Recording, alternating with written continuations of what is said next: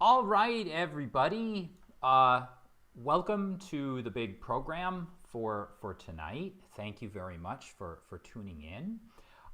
As always, I am your host, Matt Yancic. I am the founder and the head game master here at Manufactured Myth and Legerdemain. And each week or 2 weeks or sporadically, when I'm feeling up to it and when I have the time, on Roleplayer with 1,000 Faces, I like to bring you someone new and different, someone that I think is really cool and interesting to talk to. And this week I have with me a streamer, a gamer, a GM, a DM, a storyteller, and a very prolific fellow with me today. So I have RPG with DBJ, so this is DBJ Yes. with us today.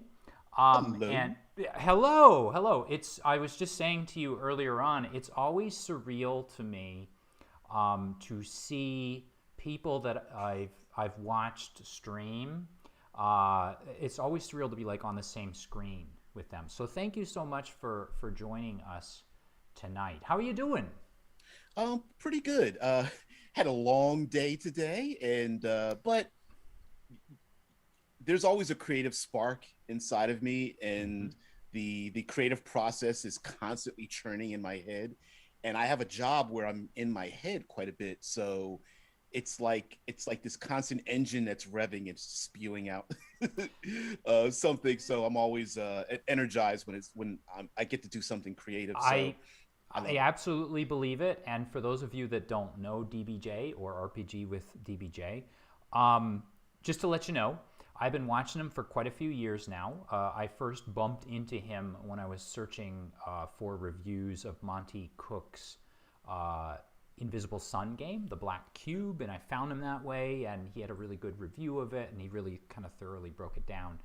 So I started watching his channel, and not unlike, so last week, of course, I talked to Kevin Madison, who was equally prolific, but not unlike Kevin Madison, so too is DBJ as prolific. And I think I know how many shows you do, but can you sort of tell?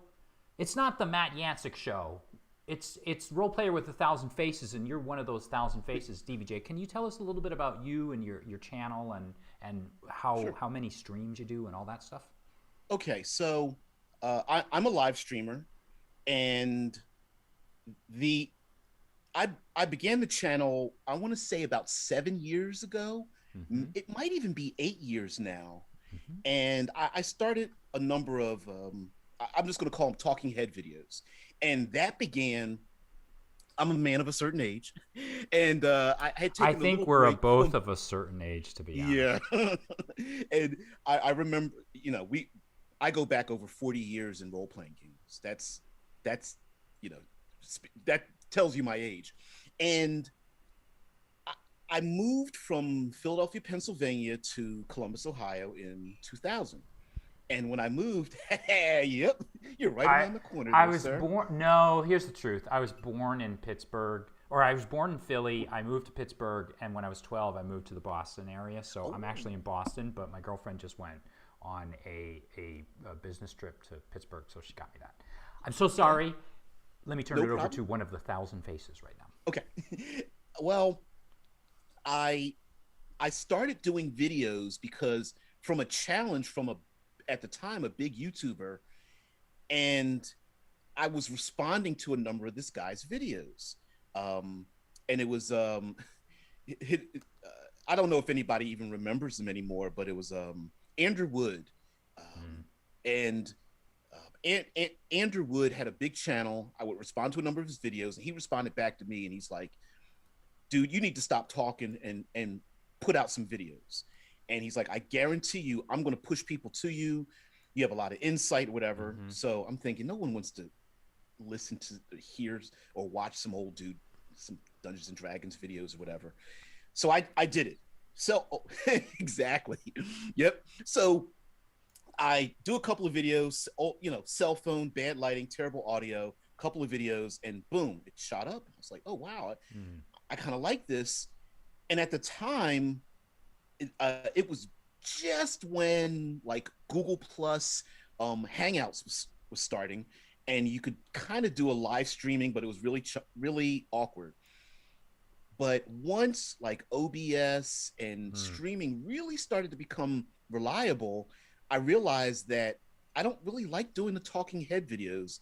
I like talking to people. Yeah. And as a kid, I always gravitated to the kids in school and in my neighborhood that were awkward, and I like to collect them together, and I could kind of speak their language sometimes without speaking. And you know, I'd go on, you know, trips with the family, you know, different cities and states and things, and I could find the role players in the crowd, Right. just kind of the way they're walking and the way they, you know, oh, that's a heavy book bag. I can guess what's in there. Guess, yeah, right.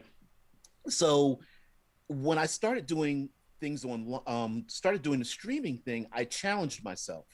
Now, for those who are watching and for yourself, don't take this to heart too much, but I need to explain some of my background, where like my grandfather always used to tell me, you got to do twice for half. And it came across as like, you have, some people are just going to be lucky in life and just have things handed to them. But you need to consider yourself to be the person that's always going to be last, not because of any capability, but life is just going to hurt you. It's going to beat you down. Yeah. So you need to try twice as hard to get half as much. And I've always had that notion in my head. So I always try to, whenever I want to do anything creative, I always try to shoot higher than what I think my capability is right now. So that if I succeed, I amaze myself. I'm like, wow, did I do that? Right. If I don't succeed, at least when I rank it back down a little bit, I've moved myself further ahead. And then from the new forward position, I might still be able to reach out and touch the ring anyway. Yeah. So when I started live streaming, I was like, maybe I should do this once a week. And I went, no, let's do the whole hog. And I was going to do 7 days. Couldn't do 7 days. I started doing 5 days a week. So right now I stream live at 6 a.m. Eastern Standard Time, Monday through Friday, 6 a.m. for at least an hour or more every single day. Now there is a huge break in there. I do have vacations, and I'm a letter carrier. I'm a postal worker. So around or just before Thanksgiving, all the way through December and a little bit in January, I can't do it at all. I totally get that. Yeah. Right. And so the channel might if I hadn't had 6 years of breaks like that, it might have been bigger, but that's it. But how I make up for that is are two things. One is that I stream over multiple platforms. So when I go live, I stream on YouTube, Twitch, to Facebook, to Discord server. If you need to find me, there's a way to find me. The second part of that is I love interacting with people. Like right now, I'm staring at a comment from Wayne, who's an individual who comes by the show, and when they have something to say,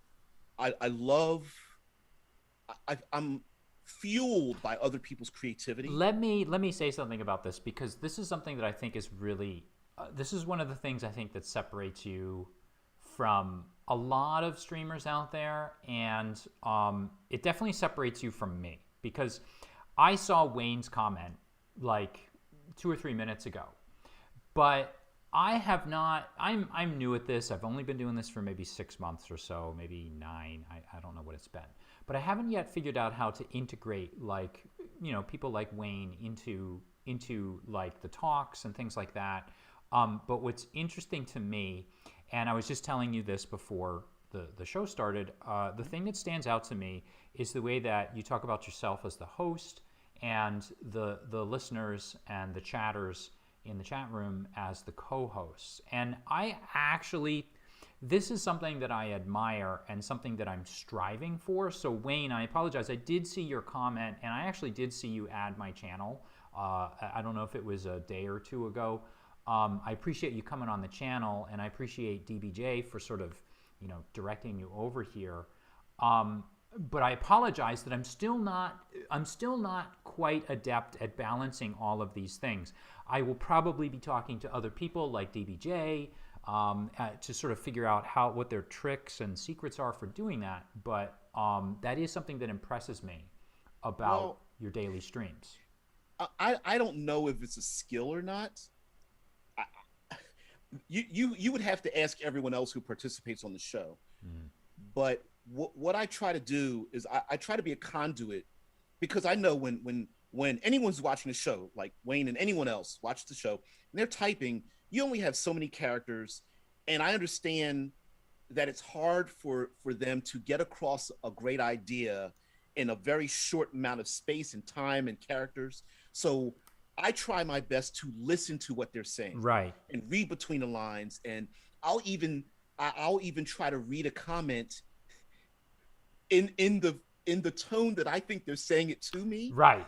And I don't care whether they agree with me or not. That's the game master in you and the role player. Right. And so I get excited about it because I used to teach like martial arts, and I used to teach I wasn't a teacher. It was more like after school kind of things. And I loved seeing the bright eyes of people who find a creative spark, and you see it in their head, and they haven't said anything yet, but their eyes are moving and their body's excited.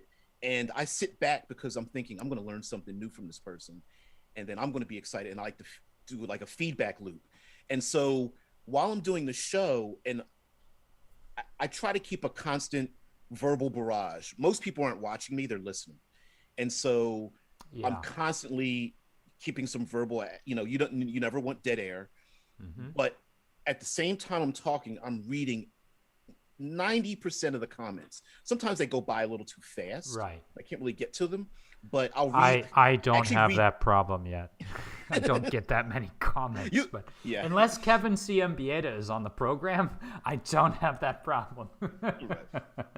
But I didn't actually know how many people were interested in it. YouTube doesn't really prefer long-form content. Yeah. It's really more like a 5 to 15 minute content spectrum. And they want you to stay in there. I just don't care. I'm along. I don't want to soundbite people to death. Right. I totally get that. Like, it's really interesting. Since I've started streaming, there are a lot of things that I'm sort of like confronting and sort of reckoning with.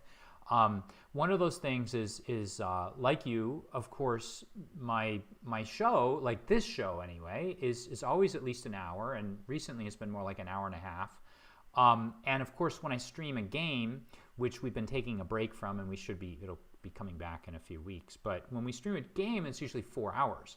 But I'm very much aware of the fact that YouTube, the standard YouTube viewer, and YouTube is probably formatted toward like a 15 to 20 minute, maybe at the most, program. So I've been trying to so I actually can say I appreciate very much the fact that you don't do those little short things, because I can actually listen. If I go for a run, I can listen to what you're saying. I can just turn it on and listen to it. If I drive if I'm driving to work, to teach, or whatever, I can listen to it. And to me, I guess maybe in that respect, and maybe that's why I like your show, is I appreciate unpacking something very slowly, having a bit of a discussion about it, sometimes sort of circling back a little bit, talking to, different people.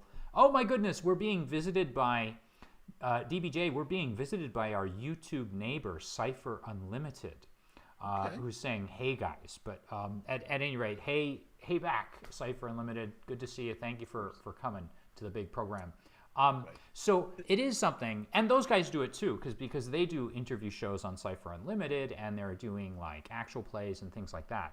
So I very much appreciate that format, and I appreciate the fact that you're just like, consequences be damned, that's what I'm going to do. I kind of stole the format a little bit from a YouTuber named John Campia. He does a 2-hour show every day, 5 days a week, about movie and television reviews. And half the show, the beginning of the show, are about main topics, and then he takes live questions from people the Yeah. entire time for like 2 hours each day. And Wow. and I've been following him for 10 plus years now. He's been doing this kind of thing. Mhm. And he has a very strong work ethic. He's like, listen, don't talk about doing it, just do it. It's Right. not going to be good. Just put your Right. foot in, just do it. And my format is much more podcasty, but Mhm. I can't respond to people in a podcast. Right. And the most valuable resource in the world are people. So I like people. So I like to listen to people. And I've been hideously blessed by having a group of people who are intelligent, forthright, funny. Like they just, I mean, they drop nuggets of gold on my show all the time. But as a teacher, I'm going to tell you this: you attract the people that that fit you best. I mean, the reason why you got intelligent, people that are chatting in your chat is because you deliver an intelligent presentation. I mean, honestly, you have to give yourself credit for that, because that's the truth, though, right? I mean, it's not even meant necessarily to be like, I'm not trying to like just sit here and praise you and all that, though of course I have you on because I like your show. But I mean, I think you sort of reap what you sow. And if you are putting positive, slow, thoughtful commentary out there, you're going to attract positive, slow commentary from your listeners. And that's, I think, one of the things that impresses me the most. I mean, I am not at 6 a.m. Because we're in the same time zone. I'm in Boston, you're in Ohio. And at 6 a.m. I'm not listening I'm so sorry. Sometimes I am. Every once in a while, like this morning I was, just because like I happened to be up, and I was able to do so. I had a little bit of time. But in a very calm, soothing sort of way, it, like getting up to that and sort of listening to you and then reading some of the comments and things like that are in a weird sort of way therapeutic. Is there a reason you do it at like 6 in the morning? Is that like the best way that it fits your schedule, or why 6 a.m.? It's actually not really that deep. Oh. I work like 60 to 70 hours a week. There we go. I'm firmly trapped in a muggle job. I'm a letter carrier. I've got to be up at. Thank you for your 30. service, sir. Well, thank you. And more often than not, I'm working when other people are not. So this past pandemic that people are like, oh, I can't wait to be over.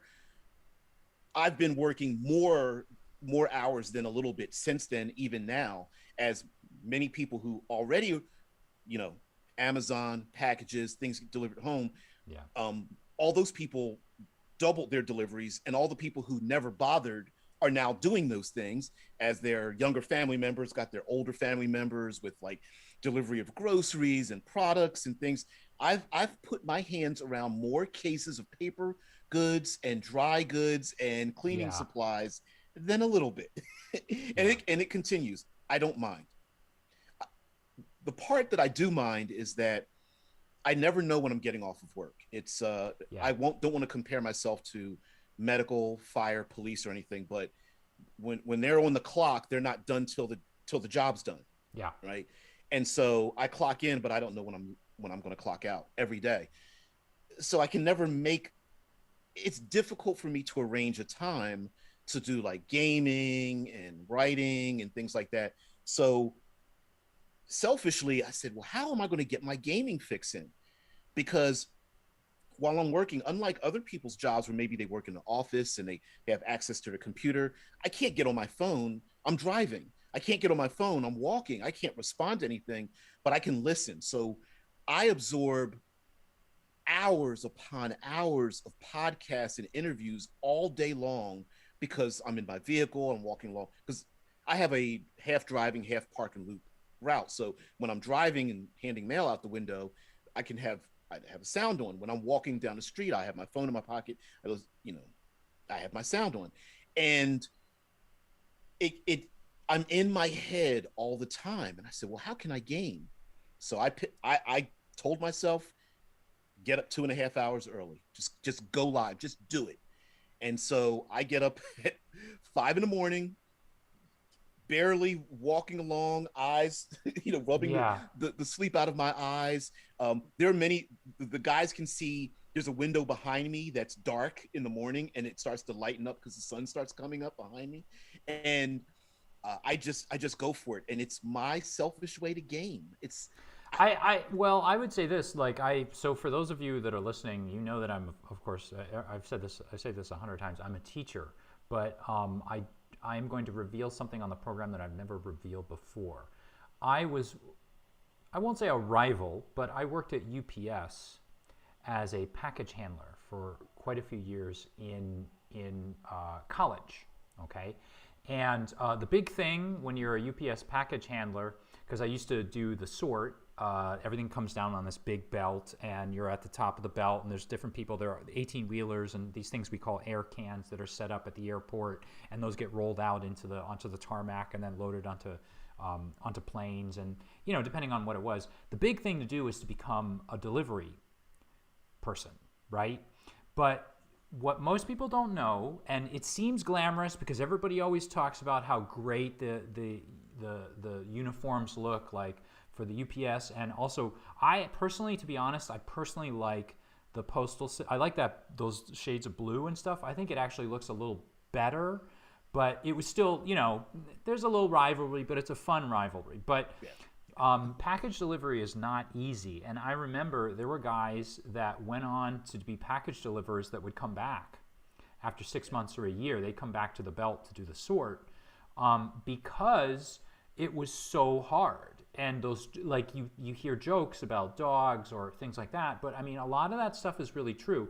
And not just that, I don't know what it's like for the USPS, but at UPS, there was a quota, and if you don't meet that quota, like, you can get into big trouble. There's a union with UPS that maybe they don't have with USPS, but that's hard. So the idea of you getting up a few hours early, all of this is to say that the idea of you getting up a few hours early to get your game in and sort of get this off your chest and do that is extra impressive. And Wayne is here. Wayne is just like, he's like saying one of the great things about what you do is that you keep the chatter as a part of the conversation. And he does want to know where his cheesecake is. He says he ordered it and it hasn't arrived yet, but that may have been, in fairness to DBJ, I don't know if that came by UPS or FedEx, so we don't know. There's no tracking. Was there a tracking number, Wayne? Because we could probably, between the two of us and a FedEx guy, we could probably figure out where it is. Man, I love it. Go ahead. Well, I just want to say that the streaming part of it came about because, and I guess it's going to sound like a humble brag, but I don't seem to, I don't get like a writer's block. There's always something that's fueling me. And part of doing the streaming now, I pretty much full time for at least the last 5 years has been that even when I purposefully don't do research when I go live. And to be honest with you, the format that I'm doing now is like, right now I'm doing a Monster Mayhem kind of theory thing. Yeah. But normally I'll take one subject and we talk about it all week long. Like we will take that subject and break it apart for 5 hours. Monday, Tuesday, Wednesday. It's Monster Monday, Trope Tuesday, World Building Wednesday, a third pillar of exploration Thursday, Future Friday. We'll take anything from dragons and demons and wizards to something as simple as I don't know, fashion or vegetables or space travel or summer solstice or something, and I will refuse to do any research on it. I want to be inspired by something. Now it might have been sparked by doing a deep dive into some other subject, and then I'll stop myself and go, nope, let's see what happens when I go live. And so I kind of, it's kind of my gaming fix, and I'm kind of living vicariously through other people who are like, oh, I didn't think about that. Well, what about this thing? And then I let them educate me. So Right. if someone You're types saying in, your well, chatters, right? The people in the right, chat. right. If they know something that I don't, I'm like, put it in the chat. I'll read it out. I love that interaction because I feel like most of us gamers are so, we tend to have social awkwardness. We have some social limitations. Let's just put it that way. And if I can hear someone or someone feels like they're being heard, then I feel like as a side effect, I'm adding to their lives. And there's other things. Maybe this is a little bit behind the curtain, but the other part of what I'm doing really is by example. I want to let other people who are into role playing games understand that it's not really that hard. You're not going to, when I go live, I don't have a plan at all. Mm-hmm. It's, we're going to talk about this subject. I don't know where we're going to go with it, and I have no idea what they're going to say. I don't know who's going to be there, and I don't know if it's going to be boring or funny or whatever. And it's, I want to show other people vicariously, like, don't be afraid of improv. Don't be afraid of being surprised. Don't be afraid of not having a great idea, because your players and the people you're with and your game master, you know, it's simple mind hiveness, right? Like my brain, I'm one person. Four people in front of me, they're going to be collectively smarter than I am just through brain power, and to allow that to wash over me. So, although I don't really talk about it on the show, Mm-hmm. I try to use myself as an example of, yeah, you're probably better than you think you are. Matter of fact, Right. I'm pretty certain you are better than you think you are. Why do you think you've sort of I sort of assume that maybe the first time you ever sat down and did it, you weren't quite thinking that, but why do you think over the years it has sort of grown into you kind of leading by example? So it sounds like you've mentioned a few times that gamers feel, a lot of gamers might feel a little bit socially awkward or might feel a little bit different than your average person and all that. Why do you think it's grown that way? Can I ask you, do you think you, like, if you walk around in public, do you ever feel like socially awkward, or did you feel that way when you were younger or even today, or Well, I had a pretty severe stutter when I was younger, oh, no and kidding. I was socially awkward. It was all psychological, and I had a teacher who on Fridays she had something called creative dramatics, and she would bring in toys or different things, and sometimes we were like grade school, and we'd get together in 5 or 6 kids, and we had to make up something, and it was really a way to be creative, and you know, for maybe for her to pour a little bit of spike this coffee or something. Anyway, she was really nice, but Fridays were pretty much on our own. Yeah. And one of the kids brought in Dungeons and Dragons, and I probably had maybe a fourth or fifth level reading level at the time, and I was getting bored in school, so I was probably less than that. How old were you? I'm sorry. Oh, wow. Or what grade were you in? I see, maybe, let's see, 10 years old, Oh, 10 years eight, old probably eight. would have been fourth grade, something like that. Yeah, yeah. And in the span of about 3 months, Mm-hmm. I hit a college reading level. Um, I couldn't get enough of this Dungeons and Dragons book, and it was completely filled with words I've never used in my language at Yeah. all. So my mom's like, "Well, if you need to know what it is, why don't you just get a dictionary?" Mm. So I got the dictionary, and it, the words in, because Dungeons and Dragons, they had Appendix N, and it had a bunch Yes. of Yes. stories and novels and things. And so every time I kept finding another book, it had references to things that I didn't understand. Mm-hmm. And they would say things like Gary Gygax, like, what's a dweomer? What kind of Right. word is a dweomer? I Right. don't know. Right. What's initiative? A pole arm? I'm a I'm a 10-year-old kid. What's a I pole know. arm? Right? You know, and then all the French terminology from all Yeah. like the 800 pole arms. So I got this my mom got me this dictionary, and I used to sit there and read the dictionary, because the next word would make me think of the next word. So then I was done with that, And I said, well, I need a thesaurus. And she's like, okay, well, how about this little pocket one? I'm like, no. I need the big one right there. So she got me this big thesaurus. And then my grandparents, this is back in the day. I don't know, come on, kids. They ordered encyclopedias. I had those and, too. And you could not pry an encyclopedia out of my hands unless we went to the mall, in which case I would go to like Walden Books, Barnes and Noble. Well, it was really B. Dalton's and Walden Books, those two in the mall. And I'd park myself in the back with the Dungeons and Dragons books, and I'd pick a sci-fi book, a fantasy book, and just be enraptured. And I would open up the books to like random pages and start reading. Yeah. And I didn't understand what it was. And I'd pull out the dictionary and go, what is that word? And I'd come home and I'd tell my mom and this new word that I learned. And so my vocal intonation sometimes comes across, it's a strange thing because I don't know how to stop it, but I'll like talk and I'll find like 4 or 5 different words to say the same thing in a row. Yeah. In between my conversations that I have. And it's a bizarre thing that I do, but I can't stop it. I don't know. I haven't noticed anything like that on the stream, and not tonight. Is this something you're saying still goes on today? Yeah. And it kind of broke me out of my stuttering because I would get locked on a word, so I'd find another word. Well, if I have a thesaurus, I got plenty of words to choose from. So I'd Rolodex my head to find the right word to get out. Right. So I would stop stuttering.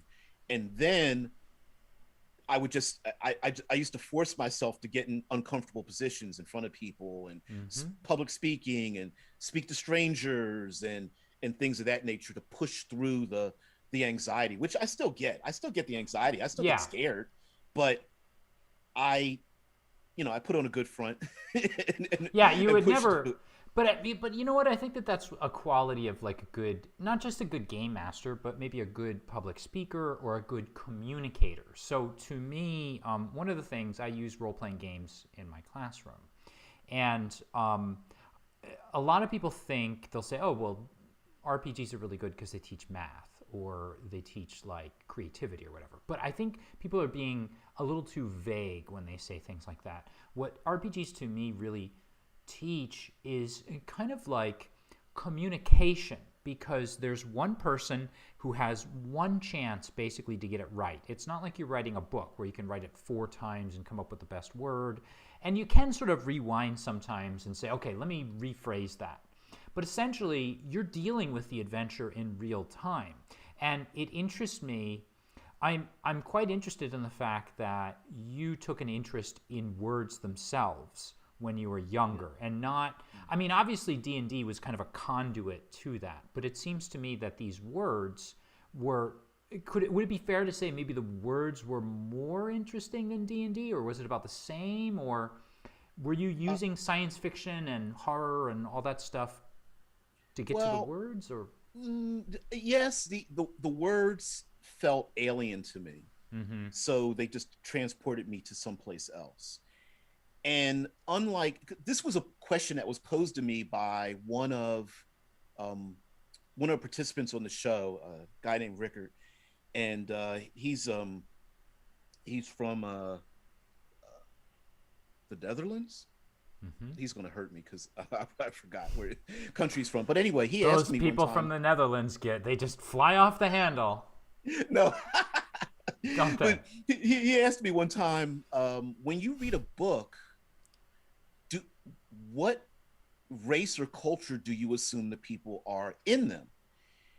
And I said, well, they're always black unless otherwise noted, right? Unless there's a descriptor or it's a historical book, or someone specifically goes to another. Like there's the creative part of it is telling me that these individuals are of a certain type or something.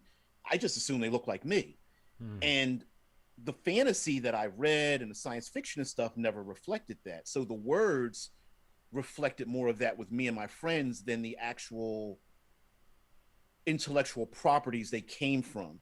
So like, I was never a big Tolkien fan. It just, I mean, I read the books, and was just like, nah, it's all right. Not that I didn't like them, but I was like, okay, I get the fantasy, but I wanted to see things. My friends and I, we were just wanted to go into and came from a different world. So we found other things that represented us. And so when we would find like sci-fi books and things of that nature, just unconsciously, we would just find books that never really described who the people were. Yeah. So we just made them up in our heads. Yeah. And we didn't know, we didn't at the time. And so when we, as I got older and started getting into other role-playing games and books and novels, and I love movies and television. I always bring up some kind of movie or television as a reference on my channel. I mean, I got older and then I realized, oh, I know why it's like that. But at the time, I didn't know what elves look like or dwarves look like until I started seeing like concept art and things like that. And I was like, oh, wow, that's different. Oh, I didn't think about that. And the reason why I say that is because the words to me, it sounded like another world I came from. And then eventually, as I got older, I was like, well, role playing kind of, in many ways, kind of saved my life because I was able to imagine a world that I wasn't in. So out of my neighborhood and out of, situation I was in, and I was like, hey, listen, this grind isn't for me. My mindset's on a higher level, and anybody that's willing to go on that trip with me, please come with me. So most of my friends weren't really from school. They were just from the neighborhood, this hodgepodge collection of people who just wanted to imagine themselves in a new world, a different place. And we would go on these journeys, through role playing and stuff. So role playing is more than just a pastime for me. At least when I was younger, it was more like a lifesaver for me. So, well, I mean, I was going to say, obviously it's a big part. The streaming part, you've taken the streaming part and you've mixed it with your RPG, your love of RPGs. And it's sort of like this new sort of medium has been sort of invented, not necessarily by you, but just by this whole thing that we're all kind of in right now, like the Zoom thing crossed with YouTube, crossed with gaming, crossed with people wanting to watch it. When did you start, so you mentioned that I think it was around 4th grade or whatever that you first found those D&D books, your buddy or a classmate brought them in. When did you sort of take up the book and charge forward did you start out as a player? Did you jump into game mastering? How did that evolve? It was nearly immediate. I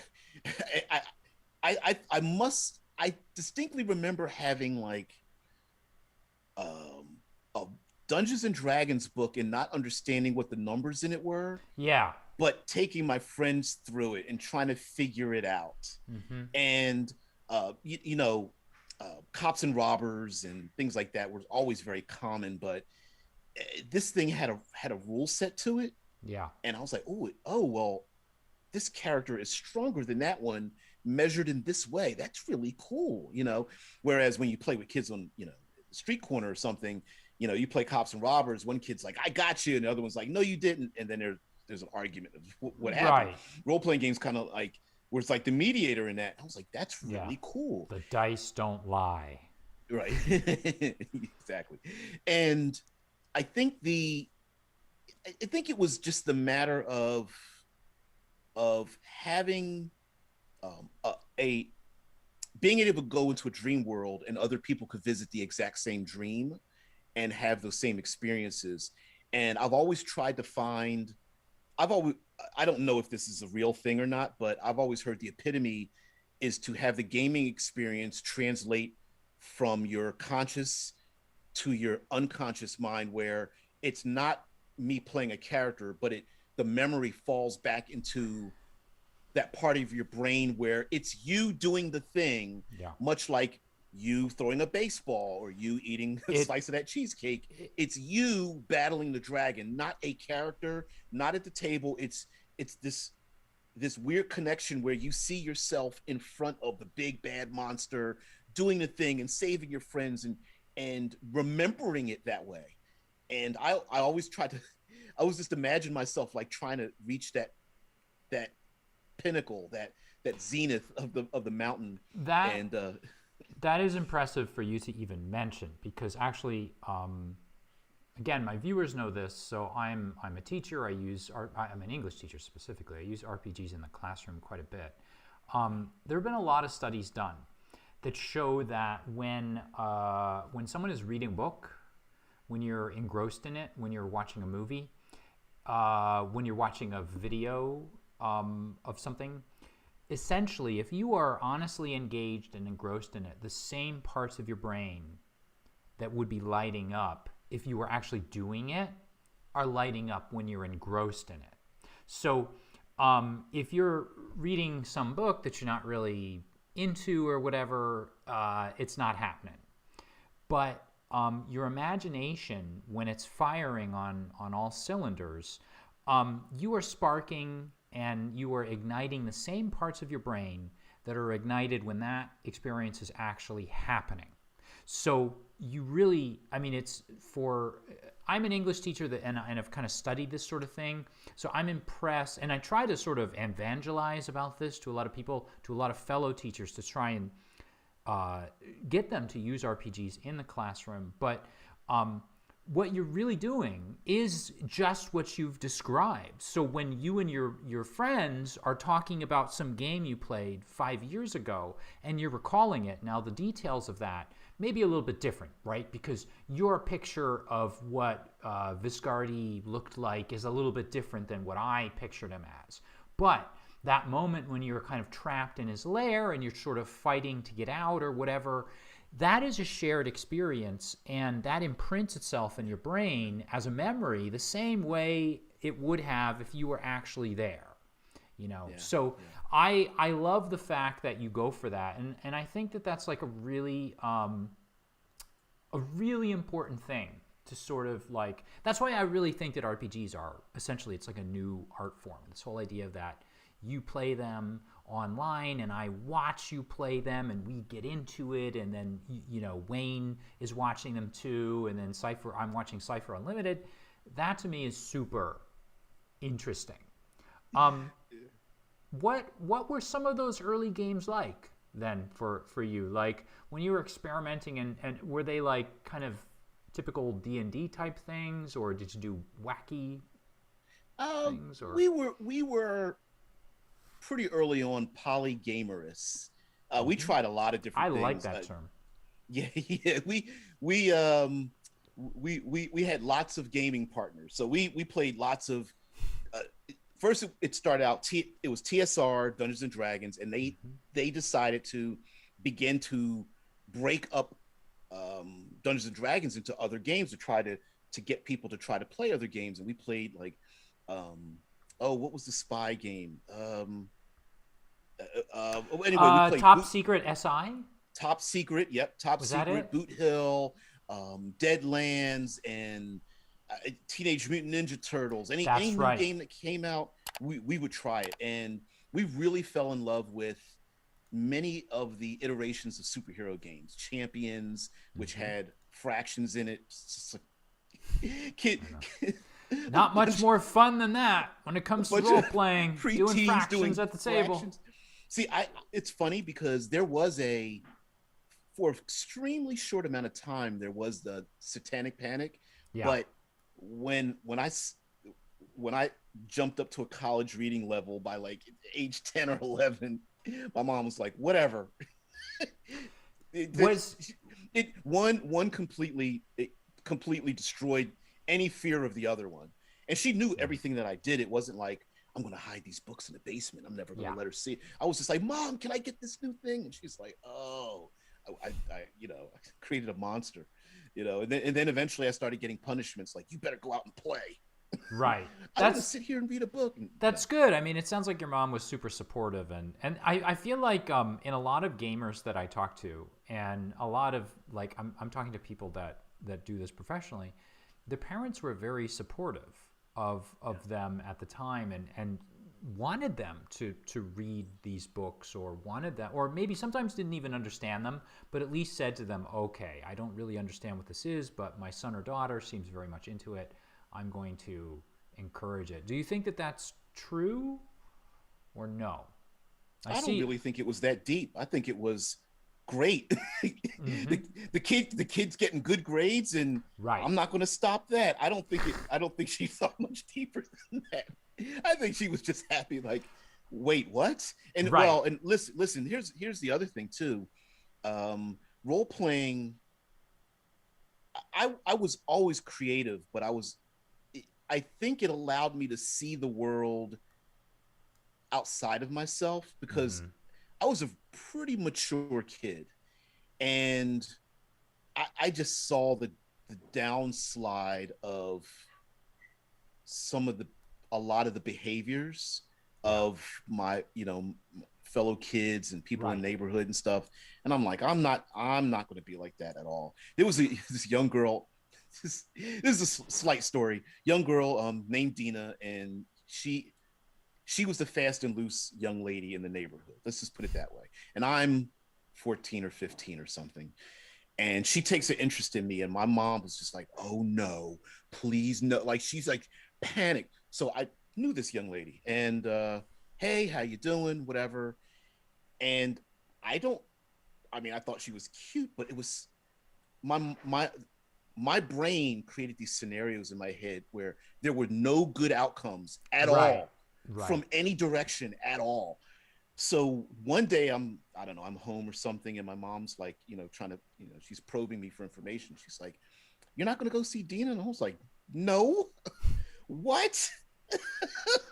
It's like, no, she's gonna give me a disease, or she's gonna That like something that's like there were just all these different stories, and my mom's just like rubbing her head like, whoo, wow. And I think role playing for me, and I think for other people, just allows us the opportunity to explore different avenues as if we were different. exactly what I was going to say. With the situation, Yeah. how the situation might turn out. Yeah. Now, the bad part of that is it's easy to go into a spiral where you never come out of getting a conclusion.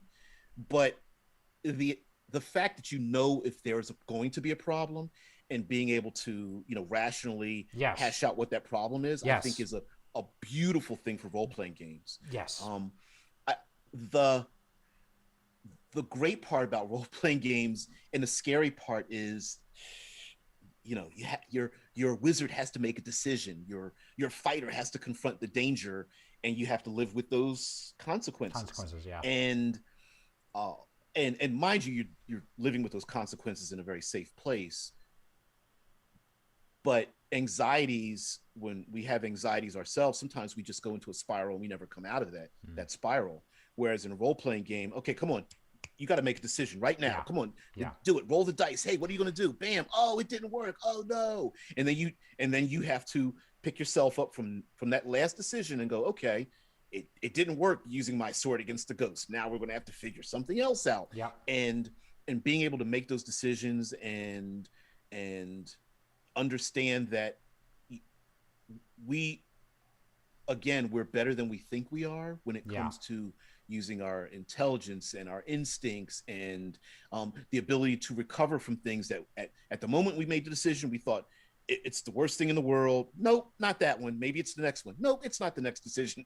Maybe it's not any of them.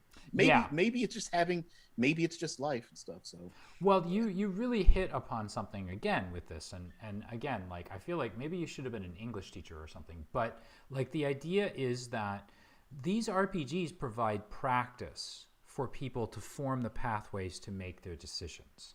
And you can get analysis paralysis, but essentially what you would have been, what we were all practicing when we were 10, 11, 12 years old were, like, as game masters, we were practicing different scenarios. Like it could go to A, B, and C. And as players, we were practicing following along with where we are, picturing it, and then making our next decision based on the evidence that is presented to us. So it doesn't surprise me at all that maybe you would have been someone whose imagination would probably be on a level far higher than maybe your peers, having obviously been so interested in the vocabulary, having been so interested in the RPGs, using your imagination as far as like reading science fiction, horror, and fiction in general, because you're imagining all of these situations and scenarios, and you're sort of running them through your head. And now lay on top of that the fact that you're attempting to be a game master, and a game master has to look at 5 different players or 2 or 3 different players or even 1 player and sort of predict where they're going to go and give them something that's going to sort of satisfy where they're going to go, but still not railroad them and surprise them at the same time. So you've got to balance and weigh these things all in your head. So it just, were you going to? Well, I was going to say that, well, one of the things I'm a big proponent on the show when it comes to role-playing games is to don't set up yourself for failure by trying to predict what someone else is going to do. Only you know. So set up your world, your NPCs, your adversaries, your enemies, the people in your world. Know what they're going to do, and then when your player characters are thrown into the mix, now you know that the baker that has a secret stash of something in the basement, you know how they're going to react when the player goes over to the door to want to go down those stairs. You already know that. If they never go down those stairs, it doesn't matter. But you know that the baker has a secret stash of something in the basement, and that they're paranoid about it or something. Okay. Well, I was going to say, so as a game master or a dungeon master, then what your approach maybe to the table is, or the story, is to know your setting, know your characters very well. And then so when and you can correct me if I'm wrong, but when the player sort of injects something into that as the character, you're not fulfilling a setup sort of scenario. What you're doing is you're just saying, okay, well, if he goes up to the baker and he tells him this bread is terrible, I know the baker is really sensitive about this, and maybe when he was a child he had problems with like rejection, or he had problems with like people telling him he couldn't bake very well, and then you can sort of build your reaction based off of that, I guess. Is that kind of what you're saying? Yes. There's this myth in the role-playing community, and they're both extremes. And one is over prep and the other one is improv. And they're actually both the same coin. They're just flipped over. And the reason I say that is because maybe you're in a supermarket and someone ahead of you is yelling at the cashier or something, and you think this is ridiculous. That person might make a perfect NPC in your world. That's prep. Maybe you're reading a comic book and you go, oh, wow, that's a great scene. You keep it in your head, in your Rolodex. That's preparation. You may not be writing these things down, but all unused prep is just fuel for improv. And some of the best dungeon masters out there who are saying, well, I just improv all my sessions. I just use a 3x5 card and write a couple of notes down. What they're really doing is they may be using a 3x5 card as a prompt, but they're going back in their head and using everything they've never used before.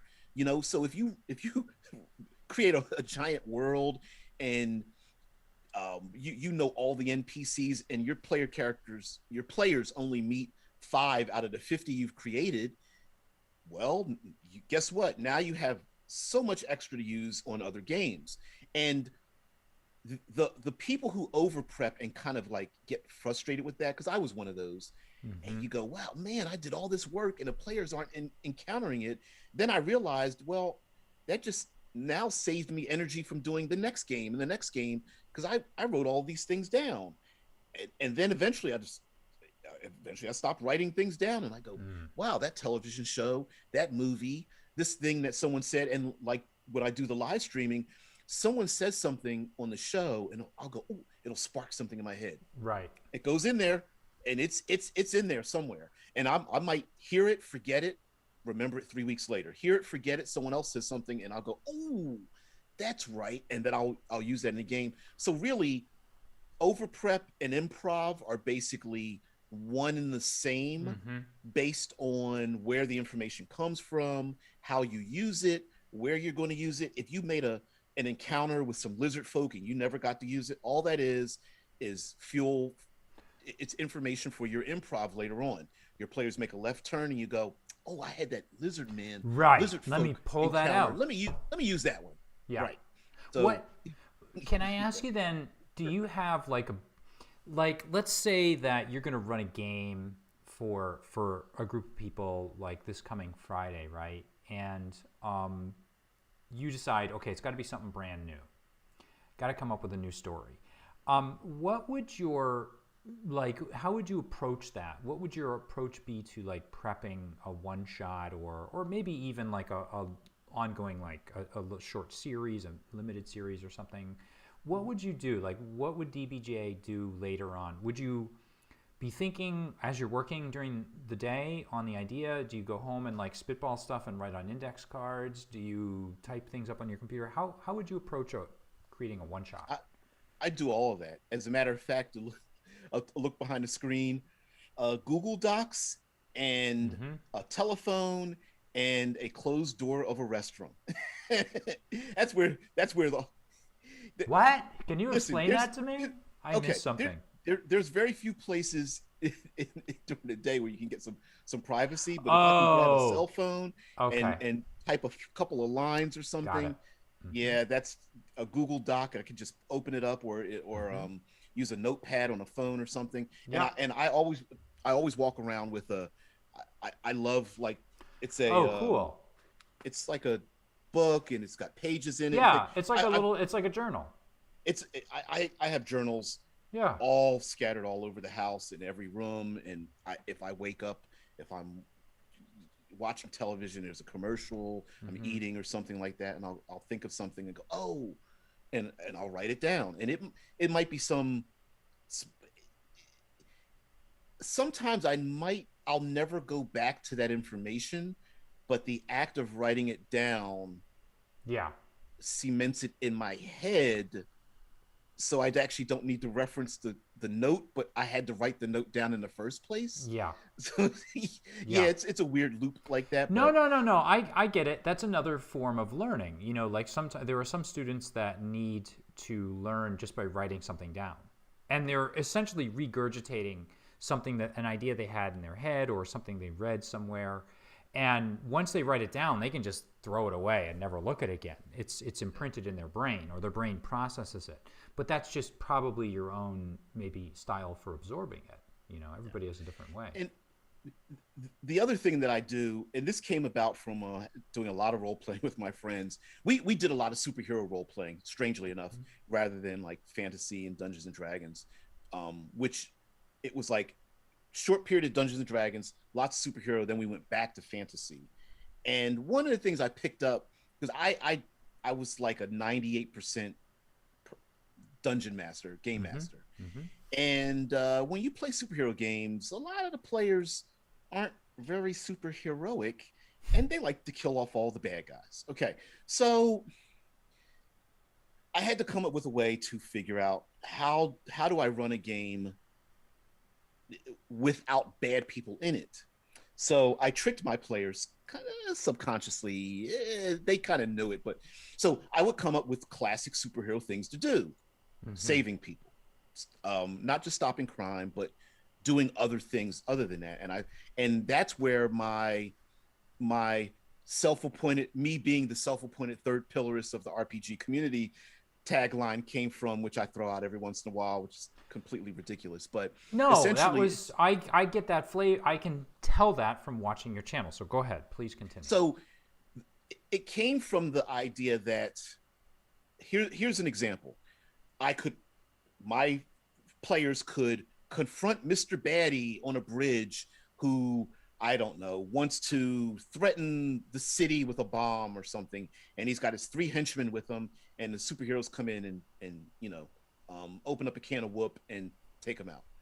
Or the bridge is about to collapse, and there's a bridge. And guess what? There's a school bus, and there's kids on it. And it swerves out the way and gets ready to fall over. Oh, by the way, there's a truck with gasoline or oil. It's flammable. What are you going to do? Oh, there's other cars having an accident. Someone's stuck in their car, and it's on fire. Oh, there's a workman that was fixing the bridge up on the top, and he's dangling from a rope or whatever. And so I had to keep coming up with ways to challenge my players without using people or monsters or things like that. And it got to the point where my players would come to me with ideas, and then we just started having a lot of fun with it. And when you watch television and especially movies, It's location, location, location. There's some exotic places. You watch a James Bond flick. There's at least 3 exotic Yes, locations. right. You watch Star Wars is the same way. 3 great locations in every movie. Yep.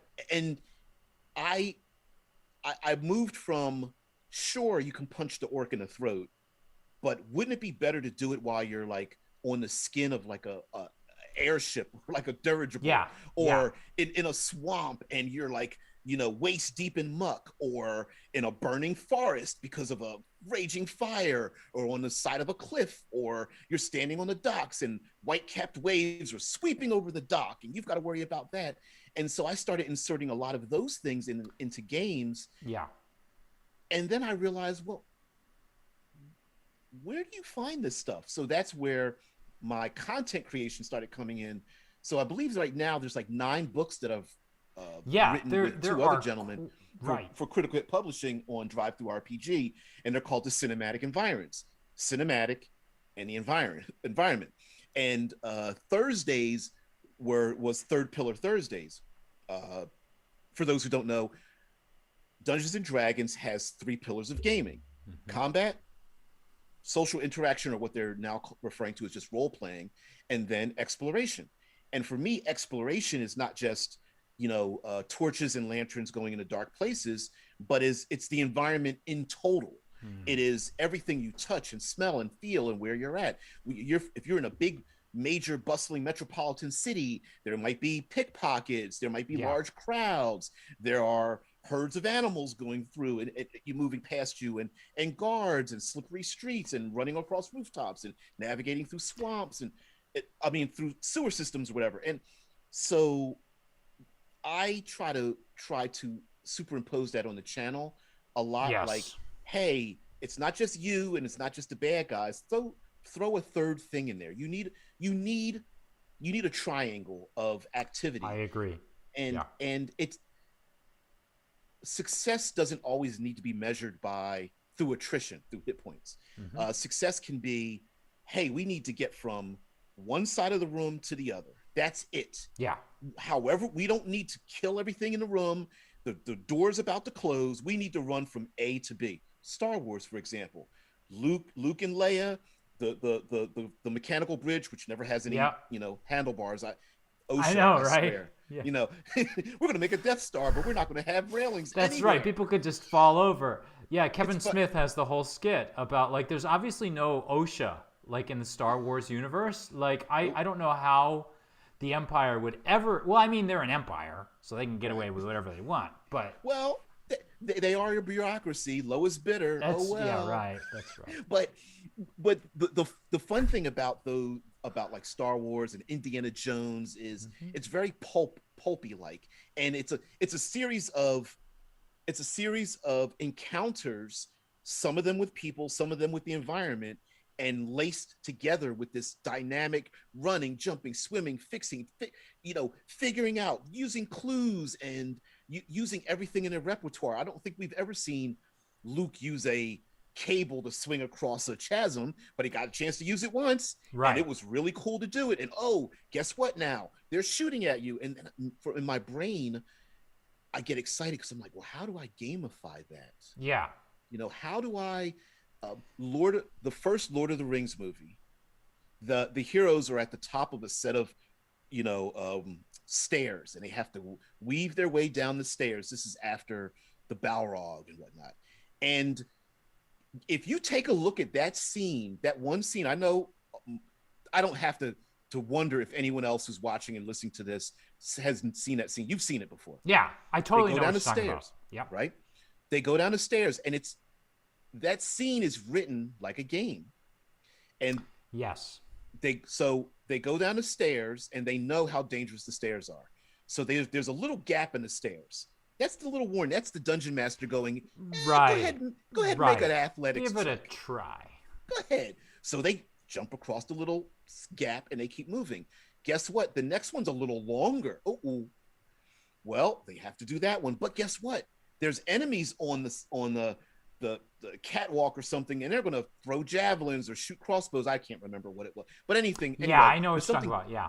So okay, so now you have this greater danger, but they have to get down the stairs. But is it better to go back up and try to fight those guys? No, we got to get down the stairs. And then, of course, one of the stairs starts to crumble and they have to time. Yeah, and I think one of them one of them falls forward, smashes the other one, and they have to like leap from one to the next or whatever. And all of that whole scene for me, it could be pretty boring. It could be, hey, guess what? There's more goblins. Yeah, or it could have been like in a typical RPG, that would be the characters just turn the corner and there's a long hallway and there's a bunch of goblins in it and you have to fight your way through it. Right. And I think you've hit on a few things here that I totally agree with. We could totally be role-playing game roommates because you've mentioned, first of all, I like the fact that you mentioned all three pillars, and you've also, obviously, one of the other reasons why I was kind of attracted to your channel was because you do emphasize that third pillar of exploration, which happens to be honest, one of my weak points. And I think a lot of game masters have that third pillar as a weak point because it's pretty easy to think in terms of conflict being either verbal or physical. So you get your combat. And then also the role-playing part. And that's where like you create a character. But I think the neglected, the redheaded stepchild, the neglected like nutritional value in most role-playing games is a setting that evokes some sort of atmosphere, but not just atmosphere, it's something interactive and living and changes the story.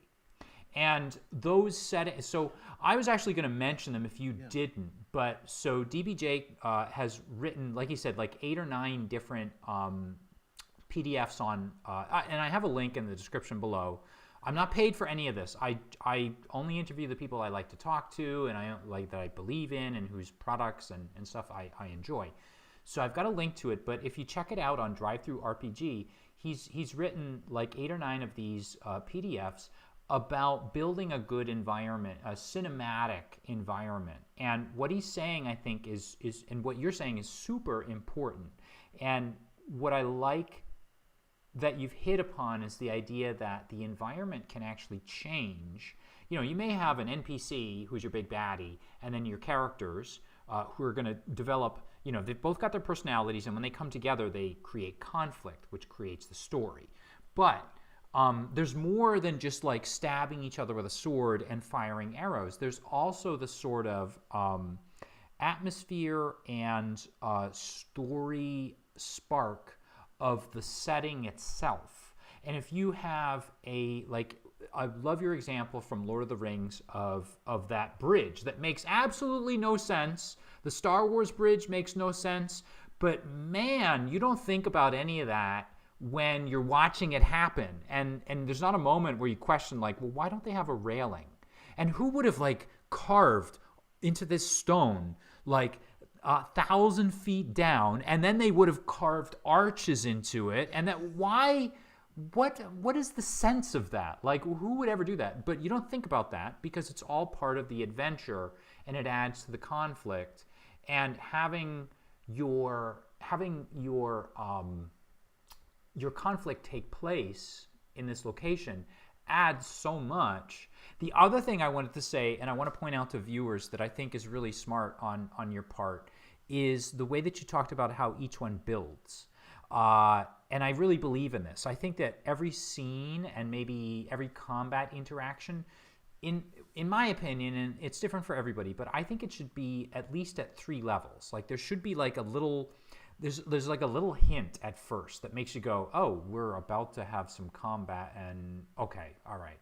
Then there should be like a second part to it where things like really get cranked up a notch, and you're like, oh my gosh, what are we gonna do now? And then like a third part where things get really big. And that was something else that I think it's really important. I apologize, I didn't mean to interrupt you, but I want to make sure that the viewers are kind of like, this is really good advice that DBJ is giving you here. And the idea of building your conflicts, even building your scenes in 3 parts, even if you want to just call it a beginning, middle, and an end, is a very valuable kind of insight that I think a lot of game masters could benefit from. Dante is like...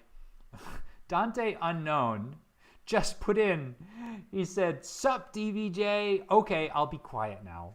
He's only said one thing. Does he like just come in, bomb the channel, and like run out, or what? A side note, actually, we practiced martial arts together Oh, no kidding. for a number Okay. of years. So D is awesome, and he is. I don't know what stage he's going to be a pilot, but I'm Oh, very interested. I cool. low key like stalk him a little bit Right. on his instas and stuff like that. Got it. Oh, And role player, yeah. What's up, man? But the sorry, that's all the right. I on the channel, Mm-hmm. I am both a fan of, like in theater, I'm a fan of the stage and the presentation and what's behind the curtain, both equally. And some people don't like to know how their favorite movie was made.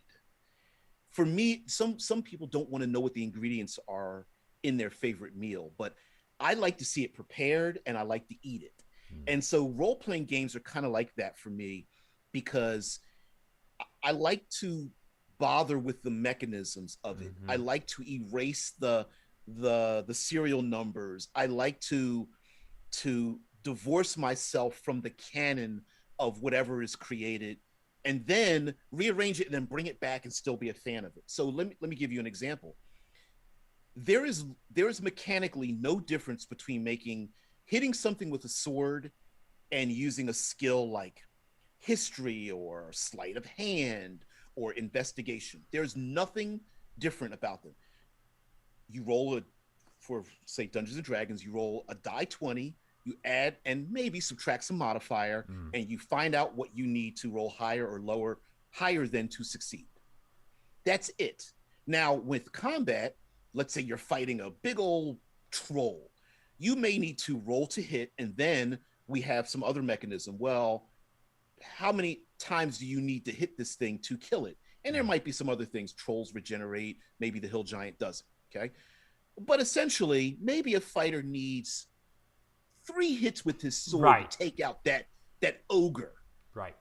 Well, why not do the same thing with 3 investigation checks to figure out how to make the cave collapse? How about 3 athletics checks to run, jump, flip, and parkour across the rooftops, running from the city guard? So in my mind, there's nothing different in my head from using skills, and by the way, that means the spotlight moves, than just using combat and combining the two. So like a good example, and this is a pretty common tactic that I'll use in a game. I'll have an infinite number of monsters come after player characters. So they might be in a position, a cave, a valley, a tight location. All the big hitters come up front. We're going to fight the bad guys that are coming. Doesn't matter what it is. They could be bandits or orcs or hill giants or giant insects or something. And in my head, they will never end. They'll just be wave after wave after wave. But that's not the point. The point might be, we need to get the golden key that's down beneath a grate beneath our feet, and none of us can grab it with our hand. Someone needs to get that key, and we need to get out of here. The goal isn't the battle. The goal is something else. Right. The goal could be the goal is another MacGuffin. Close the door, get across the room. We need to get to a certain place at a certain amount of time. We need to complete a task before something. There's always, I try to insert a tension timer. Something to push the energy forward. You're making camp. I'm not going to let you sit there for 12 hours. There's going to be a storm coming. Hey guys, the wind's blowing, the temperature's dropping, snow's falling. Now you can't see. It's going to be frostbite. I'm going to keep pushing, doing something to push their energy forward. It sounds like a railroady thing. I don't care what decision they make. I just want them to make a decision and move. Yeah. And so whether that means, hey, we're going to go deeper into the cave, that's one thing. We're going to leave the cave and press forward so that we don't get stuck in this snowstorm. That's another decision. I don't care what decision you make one. It's a tool that I have in my back pocket to narratively say something. And then later on, I can give it a mechanical effect. hey guys, that temperature dropped. Okay, let's make constitution checks to avoid the frostbite. And someone goes, hey, I got a great idea. I can use something to heat everyone's hands up so our hands don't freeze or something. And so I use that as a tool so that, and I try my best not to do a gotcha. It's always, I'm going to let you know what's going to happen well ahead of time. I'm going to let you know there are patrols on this road all the time. I'm going to let you know that there's a chance of a landslide. I'm going to let you know that well ahead of time. I'm going to let you know that thick fog blankets the area because you saw it on your first day there. Now it's 3 days in. Guess what? The fog starts rolling in. Now you know you can't see far ahead. You know, so I don't feel okay. In the movie Indiana Jones, Temple of Doom, the very opening of that scene, we get to see every trap he goes through. That's right. Everything's set up. Set up so that when he runs back through the traps, our minds know what traps he's going through. It wasn't the surprise of the traps. It was the, wow, he has to run through the same traps he just avoided to get there. Yeah. We don't need to do a gotcha. We don't need to keep these things close to the chest. We just need to allow the tension is the players know what's going to happen. So I made this joke where I said a terrible dungeon master would make a dungeon with 500 pit traps, surrounded by grease, filled with a spell to paralyze them and to suffocate them. But I'd be a great DM if I said you have to cross a frozen lake and you're being hunted by winter wolves. Yeah. And at any moment, if you run across the frozen lake, you could slip and fall. And guess what? The ice might crack beneath your feet. And guess what? The ice is frigid cold and it might paralyze you. You go down in the frigid cold and drown. And one of your allies broke through the ice and is slowly sliding underneath your feet. What do you do? And that's even before you've inserted an adversary. And I want my viewers to stop, or any viewer, probably, to be honest, they're probably more your viewers, DBJ. You've got the bigger channel. But anyway, I want viewers to stop and pause for a moment and think about the example that he's just given, right? So I don't think there's anything wrong with the pit and the grease around it, right? And I would say that when you're starting out, this is what you probably think is, okay, we need conflict, we need a trap, we need something. But I also want you to look at the other end of the spectrum. So DBJ has just told us that he's been playing games for like 35, 40 years. He's obviously seasoned. So he's had time to develop and evolve his style. But notice how he gave us he gave us various smaller things that add up to more of a lifelike situation. A situation where there are opportunities not just for the game master to throw things at the players, but probably for the players to throw back at the game master. So part of it too is sometimes those players will come up with things, they'll mumble something under their breath like, oh my gosh, I hope that isn't like such and such ice because it's really sharp and it'll end up cutting me. And I'll bet DBG is just gonna, he's gonna totally... And then you had never thought of that. It had never occurred to you that ice could be sharp or that you could land on a shard of it. But now you know you're going to use that in there, and it's going to make you look better as a game master for a couple of reasons. It's going to make you look super smart, but two, it's going to make you look super creative, even though you're playing off of the energy by feeding the players all of these awesomely cool little details about the environment. You've placed them there. You're igniting their brain. All of those synapses are firing the same way they would be if they were stuck in this cold environment. And you're giving them and delivering to them a great story. So I wanted to just make sure and pause for a moment and sort of emphasize the things about, the situation that you just sort of broke down for people. I think that's... What do you like when you're making this stuff up? Does that just pop into your head, or is that another situation where you were mentioning before you were thinking about this earlier? It's something. Okay, one is I'm always thinking of ideas, but the other part is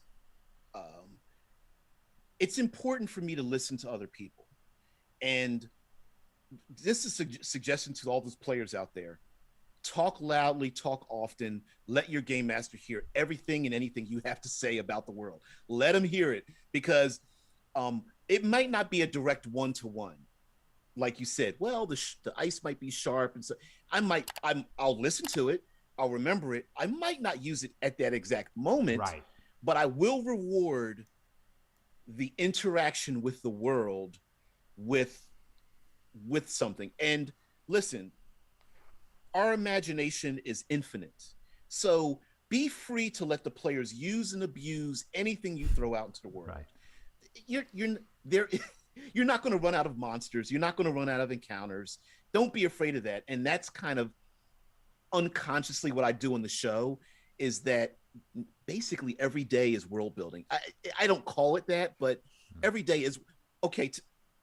Earlier today, we talked about alchemy, and along the way, we went down this rabbit hole of like cultists drinking fluids and bursting chests into like oozes, and like undead with bottles of different kinds of alchemical formulas inside of their skeletal chests that might open up and explode if someone hits them too hard, and trolls being addicted to potions downing them or something. We went through this whole thing. Someone out there's probably going to steal this idea, whatever. It doesn't matter. Tomorrow we're going to come up with something else. Right. And then after that, something else. And it's been at least 6 or 7 years, 5 days a week of just like pounding out the idea, throwing after stuff idea against the wall. after idea. So what? Someone's going to find something else. And as a content creator, one thing, Dave Bryant, who is a Nerdarchy, Big Beard Nerdarchy, good guy. I appreciate him. He periodically reaches out to me. He's got a huge channel, tens of thousands, whatever. But he periodically will reach out to me just to see how I'm doing, which I really appreciate. And one of the things he told me not when I was starting, but he knew that I had a channel, and he's like, no one really cares that you may be saying the same thing someone else does. It's the fact that you're saying it. So for everyone out there who's hesitant to create content in some kind of way, a blog, a YouTube channel, a podcast, or something like that, and you're worried that, well, maybe I'm doing the same thing someone else is doing, that's not the important thing. The important thing is that you're saying it. I bring up the example of sports. You can find so many channels about sports and commentators 24 hours a day, and guess what? They may be talking about the exact same sport 24 hours of the day, but it depends on people come in and tune in to watch their favorite pundit, their favorite person, whether it's your personality. Maybe you're really dry and you just want to write things down and you want to read out a script. Perfectly fine. Maybe you're someone who is very personable, or you like to make jokes and be sarcastic, or you like to make skits or something, or you just want to do reviews of books. Maybe you don't even want your face on camera at all. You got your camera pointed down. Questing Beast. Great. Absolutely. Beautiful channel. More than half of his channel is camera pointed down, product open, page flip, tells you what he likes and doesn't like. Beautiful channel, right? So there are many things that people will do, and don't limit yourself because someone else is doing it. Just do it on your own. I say that because when other people are creative around me, I like to pull in that fuel from them, and like that energy, and I'm like, that's a great idea. That's better than my idea that I wrote down. And so in my head, edit, get rid of that one. When the players are like, I bet the Lich King is actually connected to the Vampire Queen that we fought 3 sessions ago. And I went, I didn't think about that. Oh yeah. Wow, that's a great. Wow, you sure are right. I think you've hit on another thing, and I think this is really an important point, and that's maybe for people that are interested in contributing something within the RPG realm, or whatever it may be, on YouTube or streaming it on Twitch or whatever your format may be. And that is, it's actually sort of true. Like, you can go to YouTube and you can probably find a video on every single topic, probably all the topics that we just talked about tonight. There's probably some smaller video or some video that says it different. But one of the interesting things, and I know this just as being a teacher, but one of the interesting things about it is different people have different learning styles, and different people have different teaching styles. Different people have different styles of expression. And when you listen to, sometimes it takes a while to find that fit for you. Some people are a Matt Colville sort of person. Some people are a DBJ sort of person. Some people are a Matt Mercer sort of person. It doesn't really matter. Or you may be a Lex Starwalker fan. Maybe Lex says things in ways that, really hit home for you. So don't be shy. And I guess this is the teacher in me. Whoever you happen to be, and if you are thinking about streaming or doing something with a stream, and even if it's not about RPGs, it could be about books or something, who knows, it could be about movies. Go ahead and do it, because chances are there's somebody that you're going to click and connect with.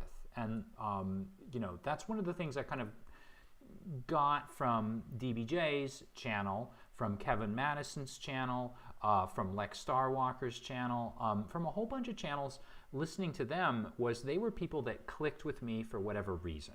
Their delivery style happened to be a delivery style that agreed with me and helped me. I prefer the 1 hour, 2 hour formats of DBJ's and Kevin Madison's maybe over like the short 5 or 10 minute formats of somebody else. But so what? Somebody else out there loves those 5 or 10 minute formats. So I really encourage those of you out there, particularly if it's RPGs, just because this is kind of like what we do, go ahead and give it a try. DBJ is absolutely right when it comes to that. Please go ahead. You're about to say I was just going to say that don't feel. Sometimes we're too smart for our own good. Mm-hmm. And what I mean by that is we will read things and absorb content and feel that we aren't allowed, we aren't smart enough, we aren't of a privileged position to change that which is in front of us.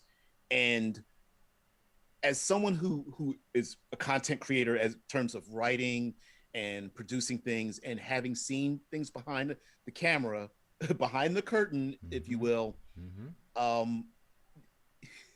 Don't put me or the Colvilles or the Matt Mercers up on such a high pedestal at all, because some of their decisions are these well thought out, brilliant things. Others are so random and off the top of the head, and you would never know it. They put on a great face. So being a dungeon master is a little bit of gamesmanship. Yes, acting for like sure. Well, you got to be a P.T. Barnum in you. Yeah. Yes, absolutely. Of course, this is how it's supposed to be. Yeah. You see some of the silly videos where someone trips and falls or makes a mistake, and they get right back up as if nothing ever happened. That's exactly what dungeon mastering is. It's tripping forward and catching yourself and going and landing on the ground and going, yeah, I meant to do that. I do it 2 or 3 times every session, like every time. Absolutely. So what? Yeah, don't be concerned about that. I was going to say, George Lucas gave a purple lightsaber to someone in one of his movies because they just wanted to be in it. It had nothing to do with canon. It had nothing to do with the creative process, and I want to keep it pure. It was, I like Samuel L. Jackson. Yeah, it worked out pretty well. Let's make him a purple lightsaber,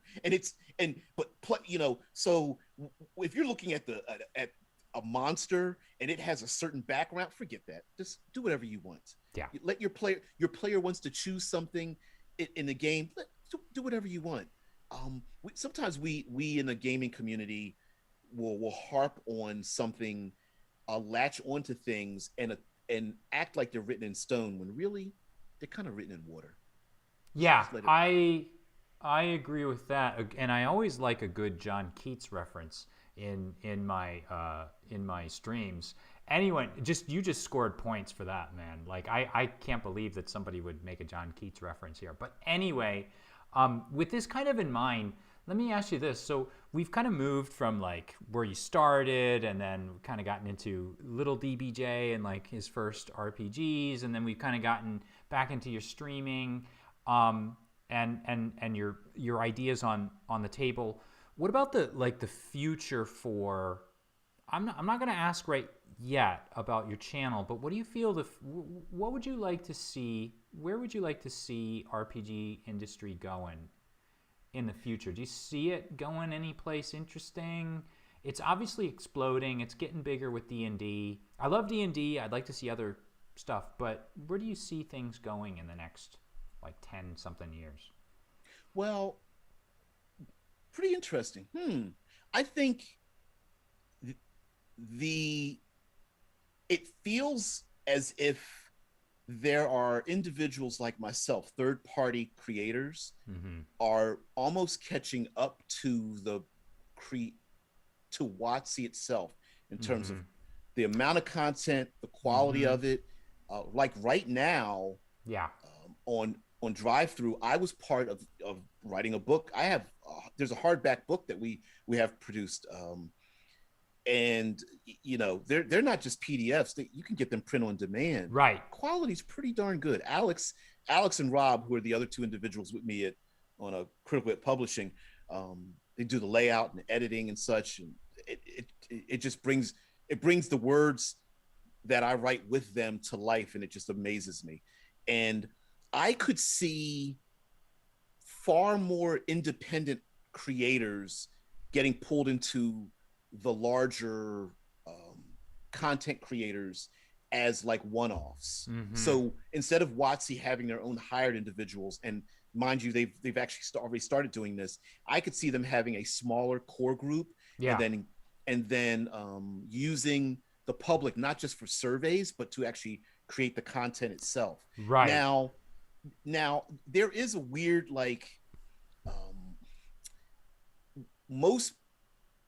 there's this tendency to go, well, if WotC created, Wizards of the Coast created it, well, it must be canon.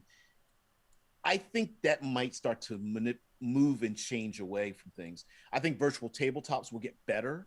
There are a number of them out there.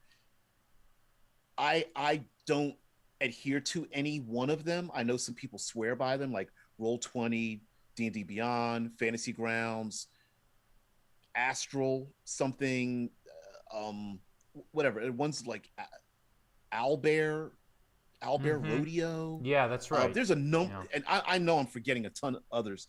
I think they're going to get better because the role-playing community is built with brilliant people. Someone out there is going to do something. Computing power is going to get better. It's going to get so much better. I also think that we're going through a period, growing pains.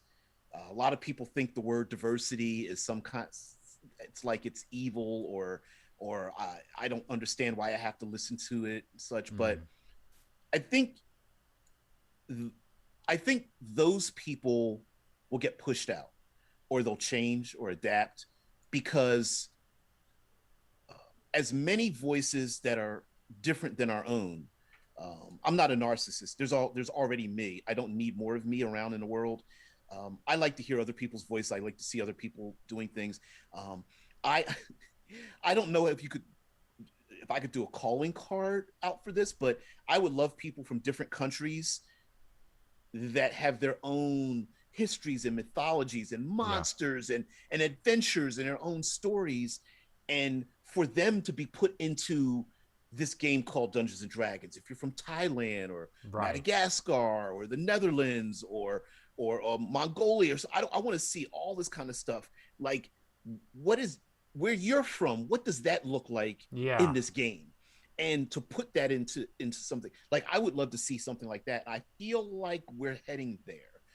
Already, things like race are going away. There was a big to do as a mechanic in the gaming stuff. Right, a young lady created a optional combat wheelchair, and there was a big to do about that. And I'm like, you're going to get upset about an optional thing another player created, right?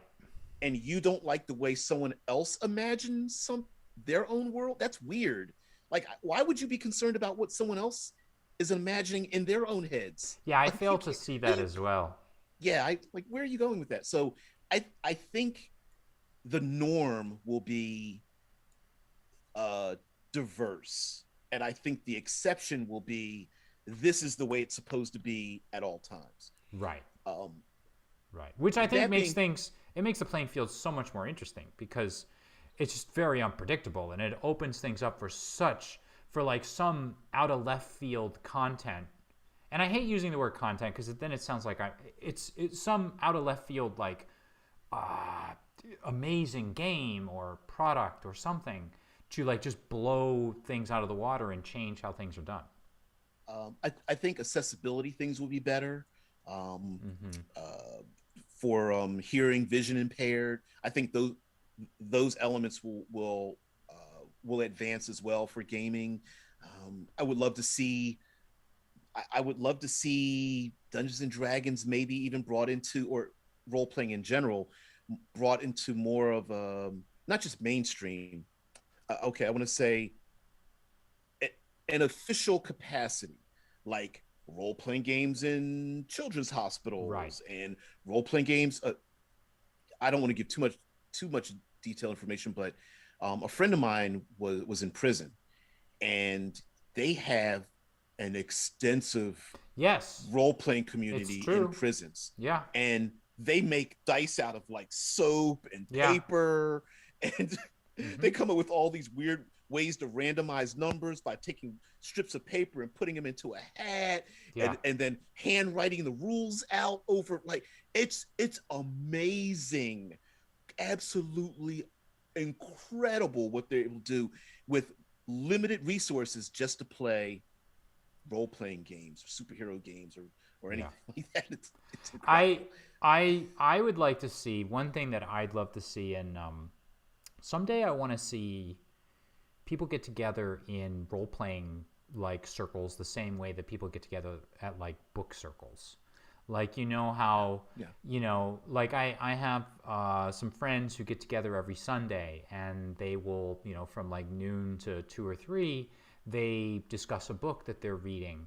I would love to see people other than like the stereotypical like me and you, because I'm thinking actually of like my aunt. My aunt gets together with the other women at like her senior center, and they have this long tradition of doing this thing. And I'm like, wouldn't it be interesting if she had grown up like a lot of women are growing up now, young women growing up playing RPGs, and they just keep going, and they're 75 years old, and the thing that they do in the senior center is they sit down and they just RPG, like they roll dice and they make up some story, and it's not just like D&D, it's like because they were reading like Pride and Prejudice. Yeah, maybe it's something set in like some other era, and it's more of a classical romance, or it's a swashbuckling French adventure, or so, I don't know. But like I would like to see, that's what I guess what I meant. Like I like your idea of diversity. Like I see it as like not just diversity across the spectrum, but like up and down like the spectrum as well.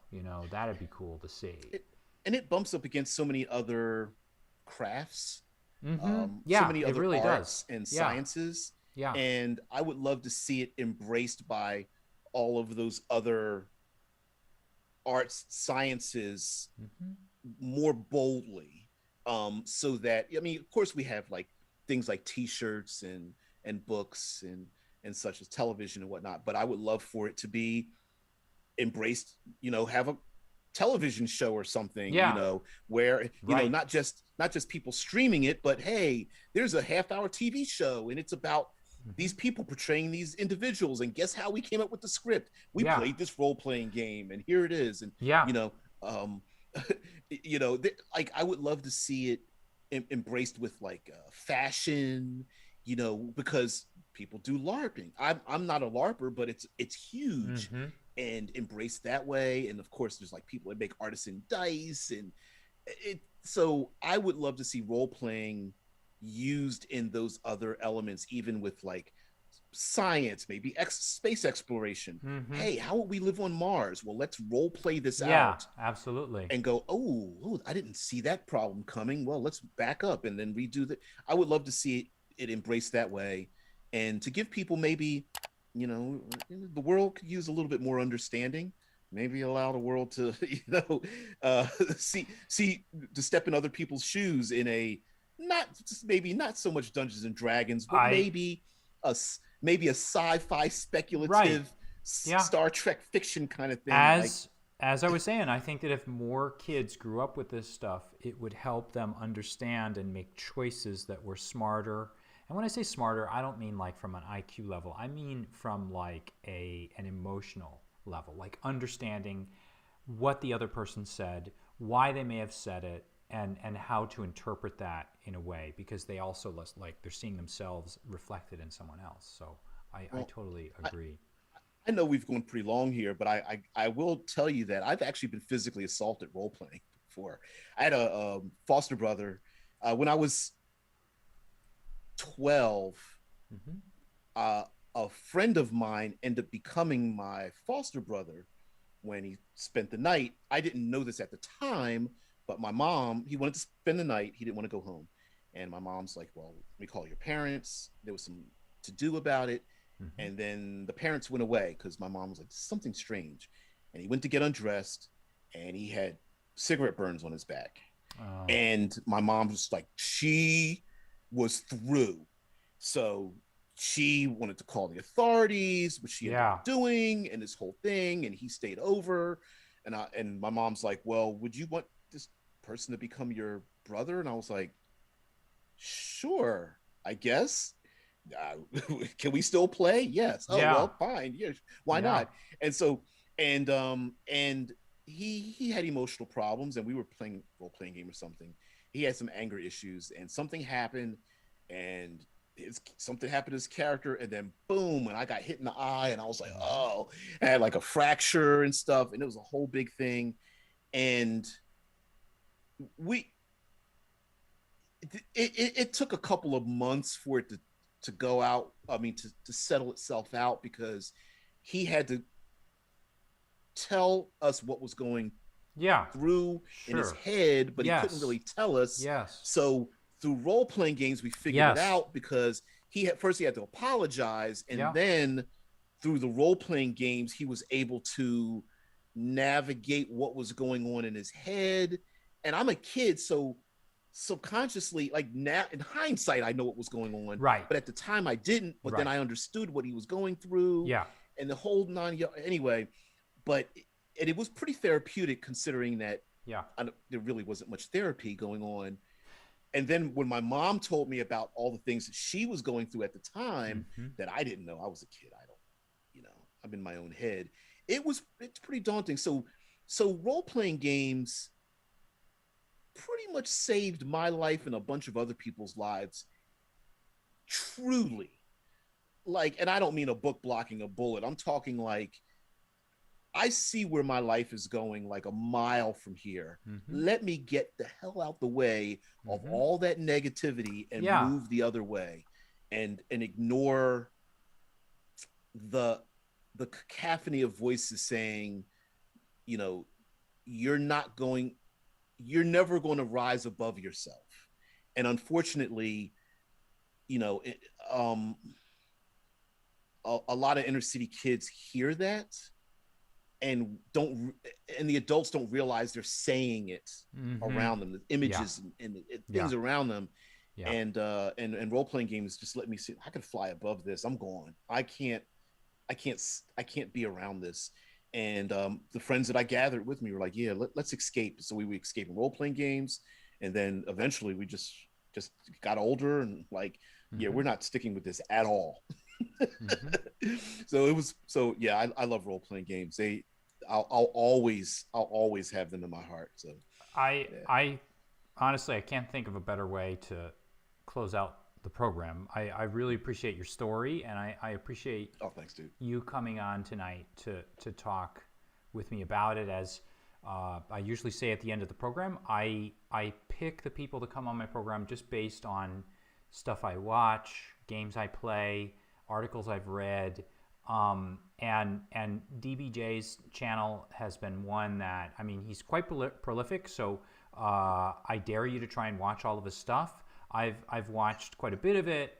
It's always provides really good food for thought. And I urge you, I've put links to it in the description. He's not paying me for this. This is all just stuff that I honestly, as a teacher, believe in, as a role player, believe in. So for you viewers out there, I do urge you to check some of it out. Please take a look at it. And I see Wayne. Wayne, I just want to say to you too. Well, there's a bunch of people. There's Wayne is in there. yeah. Cypher Unlimited was in there. Dante was in there. So everybody's in there. I apologize again for not being like on the ball about getting back. I know that that's kind of like DBJ's specialty. I'm not quite as good at him at it yet. I promise I'm going to try in the future. But I appreciate all of the comments. Thank you so much. If you do really like it, maybe if you could share it or you know, link to it somewhere or something, that would help me out. I want to give credit where credit is due. I think that if you've enjoyed it, it's because of people like DBJ that are willing to come on the program just cold without ever having met me and just like allow themselves to be in my hands for just an hour and a half or so while you know, live on TV or live on YouTube. So please do make sure that you know, thank them by checking their stuff out. Thank you all very much for coming tonight. DBJ, once again, thank you very much for the great discussion. I hope to talk to you again soon, and you have yourselves, everybody out there, have a very safe, happy, and wonderful game out there. So to all of you, good night.